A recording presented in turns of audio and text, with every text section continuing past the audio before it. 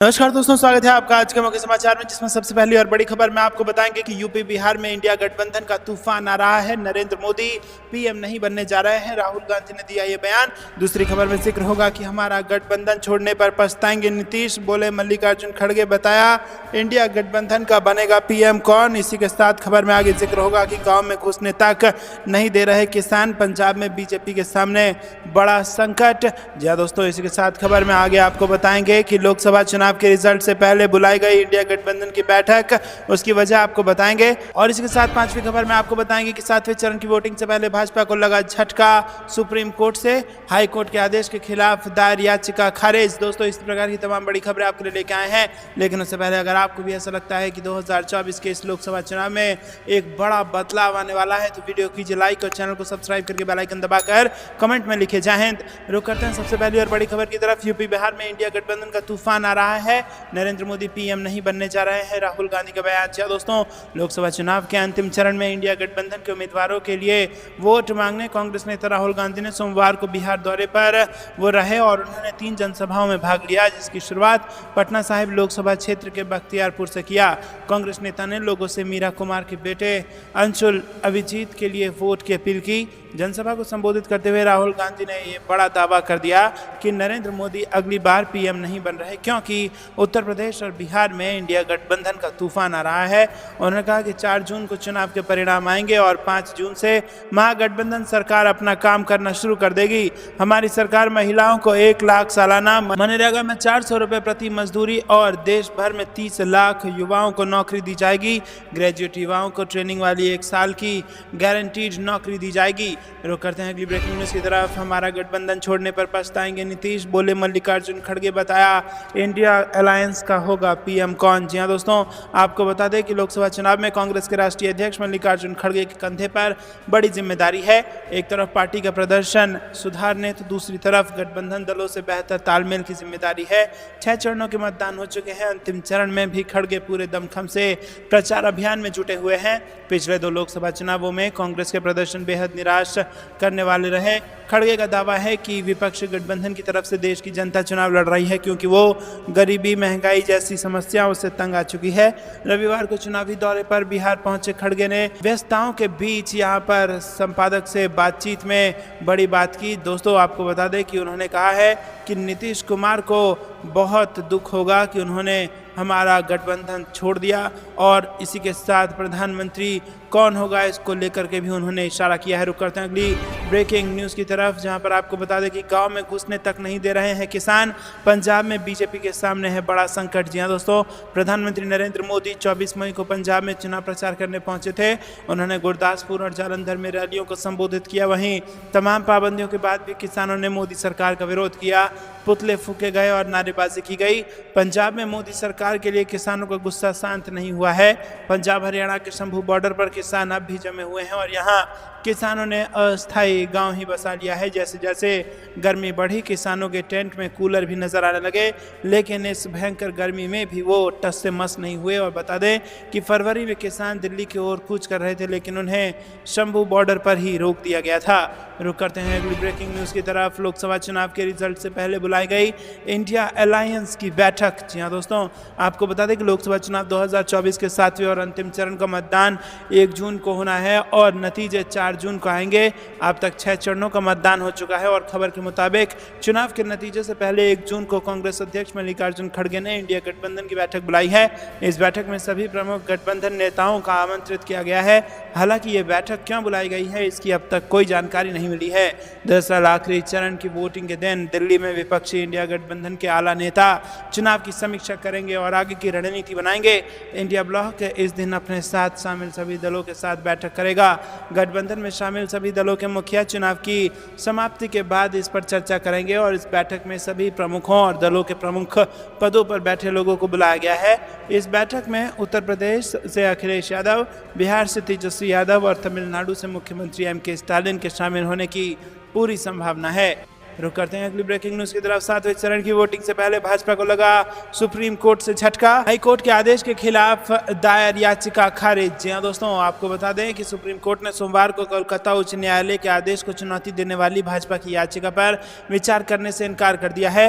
Kolkata high court के एकल न्यायाधीश के फैसले में भाजपा को लोकसभा चुनाव के दौरान आदर्श आचार संहिता का कथित उल्लंघन करने वाले विज्ञापन जारी करने से रोका गया था और इसमें सुप्रीम कोर्ट के न्यायमूर्ति जे.के. माहेश्वरी और न्यायमूर्ति के.वी. विश्वनाथन की अवकाश पीठ ने हस्तक्षेप करने से इनकार कर दिया। दोस्तों रुक करते हैं अगली ब्रेकिंग न्यूज की तरफ। प्रियंका गांधी का पीएम पर हमला, अर्थव्यवस्था तेजी से बढ़ रहा है, लोगों के जीवन में प्रगति क्यों नहीं हो रही है। जी हाँ दोस्तों, कांग्रेस नेता प्रियंका गांधी ने भारतीय जनता पार्टी नीति केंद्र सरकार पर निशाना साधते हुए सवाल किया कि अगर देश की अर्थव्यवस्था तेजी से बढ़ रही है तो लोगों के जीवन में प्रगति क्यों नहीं हो रही है।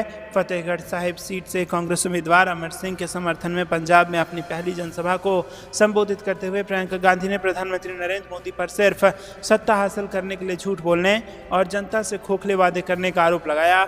चंडीगढ़ में एक अन्य रैली में उन्होंने बीजेपी के इस आरोप पर पलटवार किया कि कांग्रेस हिंदू विरोधी है। प्रियंका गांधी ने कहा कि उनकी पार्टी का दर्शन भगवत गीता की शिक्षाओं पर आधारित है, जिसने लोगों को सत्य, प्रेम, सद्भाव और अहिंसा के बारे में सिखाया है। फतेहगढ़ साहिब में कांग्रेस महासचिव ने लोगों से 1 जून के चुनाव में सिंह की जीत सुनिश्चित करने का आग्रह किया। प्रियंका गांधी ने मोदी के नेतृत्व वाली सरकार पर हमला बोलते हुए कहा कि देश में 70 करोड़ युवा बेरोजगार हैं और बेरोजगारी 45 साल में सबसे ज़्यादा है। और उन्होंने कहा कि सरकारी विभागों में 30 लाख पद खाली हैं।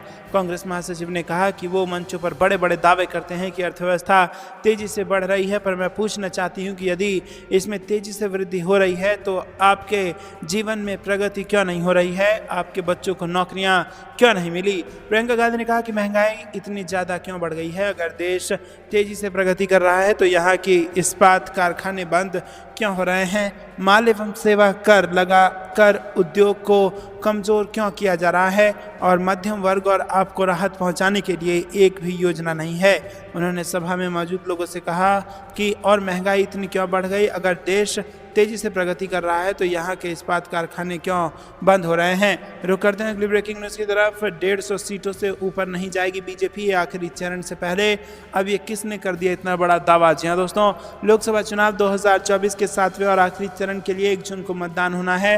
लास्ट फेज की इस वोटिंग के तहत चंडीगढ़ में भी मतदान होगा और यहाँ से कांग्रेस के उम्मीदवार और पूर्व सूचना एवं प्रसारण मंत्री मनीष तिवारी ने वोटिंग से पहले बातचीत में कई मुद्दों पर बात की है। मनीष तिवारी ने अपने ऊपर बाहरी होने के लग रहे आरोपों पर कहा कि मैं चंडीगढ़ का ही हूं और ये मेरा पुश्तैनी घर है और इसी चंडीगढ़ में मेरे पिता शहीद हुए, आतंकियों ने उन्हें मारा था। बाहरी तो बीजेपी उम्मीदवार संजय टंडन हैं जो खुद अमृतसर के हैं। रुक करते हैं अगली ब्रेकिंग न्यूज की तरफ। सी वोटर के फाउंडर का दावा, बीजेपी को भुगतना पड़ सकता है खामियाजा, इन सांसदों की स्थिति अच्छी नहीं। जी हाँ दोस्तों, आपको बता दें कि लोकसभा चुनाव के लिए उत्तर प्रदेश में 6 चरणों के मतदान संपन्न हो चुके हैं और 7वें चरण के लिए 1 जून को मतदान होगा। और इस बीच सी वोटर फाउंडर यशवंत देशमुख ने उत्तर प्रदेश में भारतीय जनता पार्टी की स्थिति पर बड़ा दावा किया। उन्होंने कहा है कि विपक्ष की माने तो कम से कम 25 सीटों पर टक्कर चल रही है और उस दावे में दम है। जहां जहां पर यूपी में 25-30 सीटों पर मतदान बाकी राज्य के औसत से ज़्यादा है, वहां पर आपको बता दें कि कार्यक्रम में संदीप चौधरी के सवालों का जवाब देते हुए यशवंत ने कहा कि यूपी में विपक्ष ने बहुत अच्छे टिकट बांट दिए, इसीलिए मुकाबला तगड़ा हो गया है। उससे ज़्यादा महत्वपूर्ण बात यह है कि बीजेपी ने अपने टिकट वितरण में खुद की दुर्गति की और इसके अलावा और ऐसी कोई वजह नहीं थी कि चुनाव फंसा हुआ दिखता। अगर आप सपा की कुछ घर की सीटों पर और रायबरेली छोड़ दें तो इसके अलावा ऐसा ही लग रहा था कि यूपी में चुनाव फंसेगा, क्योंकि बसपा अलग हो गई थी और कांग्रेस अलायंस में आ गई। रुक करते हैं अगली ब्रेकिंग न्यूज़ की तरफ। योगेंद्र यादव का दावा, जो उड़ा देगा बीजेपी के होश, बिहार में नुकसान, कहा आगे निकल सकता है इंडिया गठबंधन। जी हाँ दोस्तों, लोकसभा चुनाव 2024 के 6 चरण पूरे हो चुके हैं और अब 7वां चरण 1 जून को होगा। इसी बीच राजनीतिक विश्लेषक योगेंद्र यादव ने बड़ा दावा किया है। योगेंद्र यादव ने एक वीडियो जारी करते हुए ये बताया है कि बिहार में एनडीए को भारी नुकसान हो सकता है। योगेंद्र यादव ने अपने वीडियो में बताया कि गठबंधन को किस जगह पर कितना फायदा होगा और कितना नुकसान होगा। योगेंद्र यादव का अनुमान है कि बीजेपी को 240 के आसपास सीटें आनी चाहिए और बाकी गठबंधन सहयोगियों को 35 से 45 के बीच सीटें मिल सकती हैं। कांग्रेस को 50 से 100 के बीच में सीटें आनी चाहिए और इंडिया गठबंधन के बाकी सहयोगियों को 120 से 135 सीटें आएंगी। योगेंद्र यादव ने कहा कि भाजपा 400 पार का दावा पूरी तरह से हवाई बातें हैं और उनका कहना है कि भाजपा के लिए 300 सीटें लाना भी नामुमकिन है। योगेंद्र यादव ने कहा कि भाजपा 272 के नीचे होने की संभावना है और यही नहीं, बीजेपी की सीटें 250 से भी नीचे जा सकती हैं। वहीं इंडिया गठबंधन को लेकर योगेंद्र यादव ने कहा कि उनकी 205 और 235 के बीच में और बहुमत से पीछे है, लेकिन आने वाले दिनों में उत्तर प्रदेश और बिहार में कुछ बड़ा बदल जाता है तो इस संभावना को इनकार नहीं किया जा सकता कि इंडिया गठबंधन एनडीए से आगे भी जा सकता है। रुक करते हैं अगली ब्रेकिंग न्यूज की तरफ। फडणवीस और शाह ने लोकसभा चुनाव में गडकरी के खिलाफ किया काम, संजय राउत का बयान। जी दोस्तों, शिवसेना के नेता संजय राउत ने रविवार को दावा किया कि प्रधानमंत्री नरेंद्र मोदी, केंद्रीय मंत्री अमित शाह और महाराष्ट्र के उप मुख्यमंत्री देवेंद्र फडणवीस ने लोकसभा चुनाव में नितिन गडकरी को हराने के लिए काम किया। राउत के दावे पर भाजपा और नागपुर से कांग्रेस उम्मीदवार ने तीखी प्रतिक्रिया व्यक्त की है। दोस्तों, रुक करते हैं अगली ब्रेकिंग न्यूज की तरफ। अडवाणी जी पाकिस्तानी हैं, भारत आकर बस गए हैं। बिहार के पूर्व सीएम राबड़ी देवी ने बीजेपी पर साधा निशाना। जी हाँ दोस्तों, आपको बता दें कि बिहार के पूर्व सीएम और आरजेडी नेता राबड़ी देवी ने बीजेपी पर निशाना साधा है। उन्होंने कहा कि पीएम मोदी अब जाने वाले हैं और पाकिस्तान पाकिस्तान करते रहते हैं। अडवाणी जी पाकिस्तानी हैं और भारत आकर बस गए। राबड़ी ने कहा कि देश में इंडिया गठबंधन की सरकार बनने जा रही है। राबड़ी ने पीएम मोदी के उस बयान पर पलटवार किया जिसमें पीएम ने कहा था कि पाकिस्तान के जिहादी इंडी गठबंधन के नेताओं का समर्थन कर रहे हैं। राबड़ी देवी ने कहा कि भारत सरकार की एजेंसियां क्या कर रही है, क्या पीएम मोदी विफल हो गए हैं? पूरे देश में महागठबंधन की सरकार बनेगी और बिहार में महागठबंधन की लहर है। पाटलिपुत्र लोकसभा सीट से बीजेपी प्रत्याशी मीसा भारती ने प्रधानमंत्री नरेंद्र मोदी के उस बयान पर पलटवार किया था जिसमें उन्होंने लालटेन को लेकर आरजेडी पर कटाक्ष किया था। मीसा भारती ने कहा कि एनडीए की सरकार ने लालटेन युग में पहुंचाया, हमारी सरकार बनी तो 200 यूनिट बिजली फ्री दी जाएगी। उन्होंने कहा था कि गाँव में जाइए तो महिलाएं और जितने लोग हैं वो कह रहे हैं कि प्राइवेटाइज करने के चलते बिजली का बिल काफ़ी ज़्यादा आ रहा है और वहीं इंडिया गठबंधन की सरकार बनेगी तो हम 200 यूनिट बिजली फ्री देने जा रहे हैं। वहीं एक सवाल के जवाब में उन्होंने कहा कि 4 जून को पता चल जाएगा कि कौन मनेर का लड्डू खाएगा और कौन हवा खाएगा। वहीं मीसा भारती ने कहा कि विपक्ष के सभी नेताओं को जेल में डाला जा रहा है और 10 साल से जनता को झांसा दिया जा रहा है। ना महंगाई दूर हुई है और ना ही बेरोजगारी दूर हुई है। रुक करते हैं अगली ब्रेकिंग न्यूज की तरफ। तेजस्वी यादव ने नीतीश को फिर दिया बड़ा झटका और इसका दावर नेता ने सैकड़ों समर्थकों संग जेडीयू से दिया इस्तीफा। जी हाँ दोस्तों, पूर्व डिप्टी सीएम और नेता प्रतिपक्ष तेजस्वी यादव ने 7वें चरण के चुनाव से पहले आरा में बड़ा दाव खेल दिया है। संदेश के पूर्व विधायक और जेडीयू नेता विजेंद्र यादव ने अपने समर्थकों के साथ जनता दल यूनाइटेड की प्राथमिक सदस्यता से इस्तीफा देने से की घोषणा कर दी है। रविवार को प्रेस वार्ता कर पार्टी से मोहभंग होने और इस्तीफा देने की घोषणा कर दी। हालांकि जब वो पार्टी छोड़ने की घोषणा कर रहे थे तभी पटना में जेडीयू के प्रदेश अध्यक्ष उमेश कुशवाहा ने उनके 6 साल के लिए पार्टी से निष्कासन का पत्र जारी कर दिया है। दोस्तों, रुक करते हैं अगली ब्रेकिंग न्यूज़ की तरफ। हार देखकर भाषणों में लड़खड़ा रही है प्रधानमंत्री की जुबान। अखिलेश यादव ने पीएम मोदी पर साधा निशाना। जी दोस्तों, समाजवादी पार्टी प्रमुख अखिलेश यादव ने रविवार को कहा कि प्रधानमंत्री मोदी को यह एहसास हो गया है कि भाजपा केंद्र में सत्ता बरकरार नहीं रख पाएगी और जिस वजह से उन्होंने आत्मविश्वास खो दिया है और भाषणों में उनकी जुबान लड़खड़ा रही है। यहाँ बेलथरा रोड में सलेमपुर संसदीय क्षेत्र से समाजवादी पार्टी के उम्मीदवार रमाशंकर विद्यार्थी के पक्ष में एक चुनावी रैली को संबोधित करते हुए यादव ने सेना में भर्ती की अग्निवीर योजना को खत्म करने का वादा किया। उन्होंने कहा कि 4 जून एक ऐतिहासिक दिन होगा। जलवायु परिवर्तन के साथ राजनीतिक परिवर्तन भी होगा। मंत्रिमंडल और मीडिया मंडल दोनों बदल जाएंगे। यादव ने इंडिया गठबंधन की सरकार बनने का दावा करते हुए कहा कि बीजेपी की हालत देखकर प्रधानमंत्री मोदी की जुबान लड़खड़ा रही है। यादव ने कहा कि जब आत्मविश्वास खो जाता है तो जुबान लड़खड़ा जाती है और उन्हें एहसास हो गया है कि उनकी सरकार जा रही है। पश्चिम उत्तर प्रदेश से शुरू हुई जीत की लहर 7वें चरण में पहुंच गई है और 400 पार का नारा देने वाले की हार होने जा रही है। उन्होंने कहा कि भाजपा के प्रति लोगों का गुस्सा चरम पर है और यादव ने कहा कि वो गुस्से का सामना नहीं कर सकती है और उन्होंने कहा कि देश की 140 करोड़ जनता भाजपा को 140 सीटों के लिए भी तरसा देगी। रुक करते हैं अगली ब्रेकिंग न्यूज की तरफ। छत्तीसगढ़ कांग्रेस ने ईवीएम में जताई खराबी की आशंका। चुनाव आयोग से की की हस्तक्षेप की मांग। जी हाँ दोस्तों, आपको बता दें कि लोकसभा चुनाव 2024 के 6 चरणों के मतदान संपन्न होने के बाद अब कांग्रेस ने ईवीएम में खराबी का मुद्दा उठाकर यहां बीजेपी और परोक्ष रूप से बीजेपी पर हमला किया है। वहीं चुनाव आयोग से इस मामले में यथाशीघ्र हस्तक्षेप की भी मांग कर दी है। उन्होंने कहा कि विधानसभा से लेकर लोकसभा चुनाव तक ईवीएम में खराबी देखने को मिल रही है और हम ये नहीं बल्कि सुप्रीम कोर्ट के अधिवक्ता तक ये कह रहे हैं। हम ईवीएम में खराबी की आशंका व्यक्त करते हैं तो आप कहते हैं कि ये राजनीति है, लेकिन जब इस पर सुप्रीम कोर्ट के वरिष्ठ अधिवक्ता अपनी बात रखने लग जाएं तो आपको इसे गंभीरता से लेनी चाहिए और इस संबंध में सुप्रीम कोर्ट में याचिका भी दाखिल हुई है। दोस्तों रुक करते हैं अगली ब्रेकिंग न्यूज की तरफ, जहां पर आपको बता दें कि भाजपा को बेरोजगारी, महंगाई और गरीबी पर बात करनी चाहिए। लोग अब इसके झूठ और भ्रम से मुक्त पाना चाहते हैं। तेजस्वी यादव का प्रधानमंत्री मोदी की पार्टी पर हमला। जी हाँ दोस्तों, यहाँ पर बिहार के पूर्व उप मुख्यमंत्री और राष्ट्रीय जनता दल के वरिष्ठ नेता तेजस्वी यादव ने रविवार को महंगाई और गरीबी जैसे वास्तविक मुद्दों पर बात करने में विफल रहने के लिए प्रधानमंत्री नरेंद्र मोदी पर निशाना साधा और कहा कि लोग अब भाजपा के झूठ और भ्रम से आजादी चाहते हैं। समाचार एजेंसी के अनुसार तेजस्वी यादव ने पटना में बीजेपी पर निशाना साधते हुए कहा कि बीजेपी किसी काम के बारे में बात नहीं करती है, उसे काम के बारे में बात करनी चाहिए। बेरोजगारी, महंगाई और गरीबी जैसे मुद्दे पर बात करनी चाहिए और उन्हें इस बारे में बात करनी चाहिए कि निवेश कैसे हो सकता है, कैसे बिहार में फैक्ट्रियां खोली जा सकती है, कैसे पलायन को रोका जा सकता है। जनता भाजपा के झूठ और भ्रम से मुक्ति चाहती है। आज नेता ने जेल भेजने संबंधी बयान देने पर भी पीएम मोदी की आलोचना की। उन्होंने कहा कि प्रधानमंत्री हार के डर से अब चुनावी रैलियों में मुझे जेल भेजने की तारीख की घोषणा कर रहे हैं। वो इस युवा को जेल भेजने की बात कर रहे हैं जो रोजगार देने की बात करता है। यह प्रधानमंत्री का सार्वजनिक कबूलनामा है कि वो जांच एजेंसियों को अपना खिलौना मानते हैं और उनके कहने का मतलब है कि ईडी और सीबीआई उनकी कठपुतली है।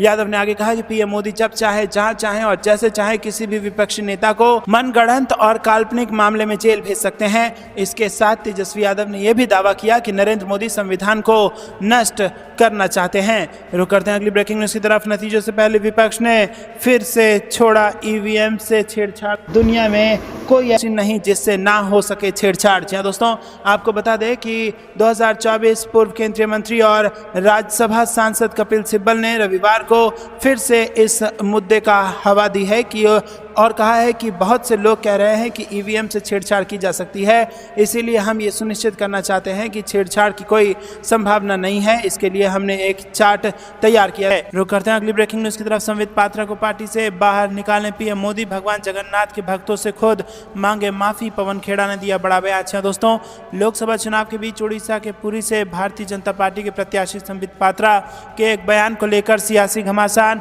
मच गया है। दरअसल संबित पात्रा के भगवान जगन्नाथ को प्रधानमंत्री नरेंद्र मोदी के भक्त बताने वाले बयान पर कांग्रेस नेता पवन खेड़ा ने उन पर हमला बोला है। उन्होंने प्रधानमंत्री मोदी से संबित पात्रा को पार्टी से बाहर निकालने और भगवान जगन्नाथ के भक्तों से खुद माफी मांगने की मांग की है। पवन खेड़ा ने मंगलवार को कहा कि पीएम मोदी हिम्मत दिखाएं और भगवान जगन्नाथ के भक्तों की आस्था का सम्मान करते हुए संबित पात्रा को पार्टी से बाहर निकालें। भगवान जगन्नाथ के करोड़ों भक्त हैं। अमेरिका, कनाडा और ऑस्ट्रेलिया सब जगह है। मैं जाता हूं, जहां जाता हूं जय जगन्नाथ की बात सुनता हूं। इसलिए पीएम मोदी को 24 घंटे के अंदर उनके भक्तों से माफी मांग लेनी चाहिए। ये हम सब के लिए और सृष्टि के लिए अच्छा होगा। इसके अलावा कांग्रेस नेता ने सोशल मीडिया प्लेटफॉर्म एक्स पर वीडियो शेयर करते हुए लिखा कि अगर संबित पात्रा कांग्रेस पार्टी में होते तो यूं भगवान जगन्नाथ के करोड़ों भक्तों की आस्था से खिलवाड़ करने पर तुरंत पार्टी से बाहर निकाल दिए जाते। प्रधानमंत्री मोदी हिम्मत दिखाइए, संबित पात्रा को पार्टी से बाहर निकालिए और देश विदेश में सृष्टि के रचयिता भगवान जगन्नाथ के करोड़ों भक्तों से स्वयं माफी मांगिए। रुक करते हैं अगली ब्रेकिंग न्यूज की तरफ। प्रियंका गांधी का पीएम मोदी पर हमला। 2024 के लोकसभा चुनाव से बड़ी खबर। जी दोस्तों, लोकसभा चुनाव को लेकर देश भर में सियासी पारा हाई है। लोकसभा चुनाव 24 के 5 चरणों का मतदान हो चुका है और कांग्रेस महासचिव प्रियंका गांधी ने कहा है कि प्रधानमंत्री मोदी जनता को गुमराह कर रहे हैं, जबकि जमीनी हकीकत कुछ और ही है। कांग्रेस महासचिव से जब सवाल किया गया कि आखिर क्या कारण है कि 2014 में आम चुनाव में कांग्रेस को 44 सीटें आती हैं, 2019 के आम चुनाव में 52 सीटें आती हैं और अभी भी पोल एनालिसिस कह रही है कि बीजेपी ये भी चुनाव जीतेगी, मोदी और बीजेपी तो कह रहे हैं 400 पार। इस पर प्रियंका गांधी ने कहा कि जनता ये समझ रही है कि हमें जो दिखाया जा रहा है वो सच्चाई नहीं है। मोदी जी की प्रोपेगेंडा मशीनरी और मीडिया मशीनरी मेरे ख्याल से दुनिया में अव्वल होगी। कांग्रेस महासचिव ने आगे कहा कि मोदी जी 2 चुनाव धर्म की बात करके जीत गए आज ये चुनाव है जिसमें जनता जागरूक हो गई है और जनता ये समझ रही है कि हमें जो दिखाया जा रहा है वो सच्चाई नहीं है। सच्चाई तो हमारे जीवन में है, सच्चाई तो मजदूर है जिसे काम नहीं मिल रहा, सच्चाई तो वो महिला है जो दुकान जाती है और कुछ खरीद नहीं पाती, सच्चाई तो वो किसान है जो कमा नहीं पा रहे हैं, सच्चाई तो वो माँ बाप हैं जो अपने बच्चों को पढ़ाने के लिए सब कुछ कर रहे हैं लेकिन उनके बच्चों को नौकरी नहीं मिल रही है। रुक करते हैं अगली ब्रेकिंग न्यूज़ की तरफ। पीएम ने बिहार बदलने का वादा किया था पर सीएम के गठबंधन के अलावा कुछ नहीं बदला, कांग्रेस पार्टी का बड़ा बयान। जी दोस्तों, कांग्रेस ने बिहार में प्रधानमंत्री नरेंद्र मोदी की जनसभा के मद्देनजर मंगलवार को राज्य से जुड़े कुछ मुद्दों को लेकर उन पर निशाना साधा और कहा कि प्रधानमंत्री ने बिहार की तकदीर बदलने का वादा किया था लेकिन सिर्फ नीतीश कुमार का गठबंधन बदला है। पार्टी महासचिव जयराम रमेश ने यह सवाल भी किया कि क्या प्रधानमंत्री अपनी विफलताओं के लिए माफी मांगेंगे।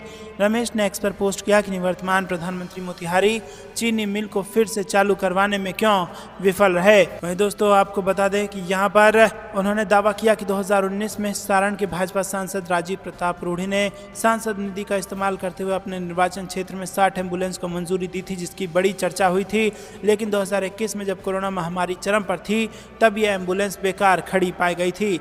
दोस्तों आपको क्या कुछ लगता है कमेंट में जरूर बताइए। वीडियो को लाइक नहीं किया तो लाइक जरूर कीजिएगा और चैनल को सब्सक्राइब करके बेल आइकन दबाकर कमेंट में लिखे जय हिंद। ये थी दिन भर की सारी जरूरी और बड़ी खबरें। अभी तक के लिए इतना ही। जय हिंद, जय भारत।